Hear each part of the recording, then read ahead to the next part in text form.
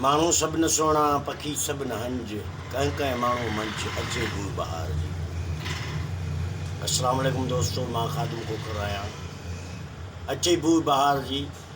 के माण्हू वाकई उहे हूंदा आहिनि जिन में बहार जी बू ईंदी आहे, बहार जी ख़ुशबू ईंदी आहे, तमामु बहितरीनु, जिन खे ॾिसी दिलि मन ठरियो पवंदो आहे।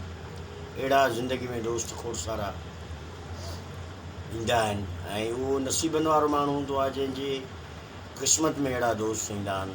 त अॼु वेठे वेठे दिलि चयो त पंहिंजे प्यारे भाउ दोस्त, असांजो निहायत ई बहितरीनु इंसानु भाउ शफ़ीक भट्टी, असांजे टटे वारो जेको बहितरीनु सहाफ़ी, बहितरीनु इंसानु आहे, उनजे लाइ कुझु ॻाल्हाइजे। त भाउ शफ़ीक, मां तव्हांखे ॾाढो यादि कंदो आहियां। अलाह सां तव्हांखे ख़ुशि रखे, जिते रहो आबाद रहो। छाकाणि त हर माण्हू सां तव्हांजो उथणु वेहणु, तव्हांजो ॻाल्हाइणु ॿोलाइणु इंतिहाई नफ़ीस, तव्हां नफ़ीस माण्हू आहियो। अलाह साईं तव्हांखे पंहिंजी पनाह में रखे, रब साईं तव्हांखे ख़ुशि रखे, हमेशह ख़ुशियूं माणियो।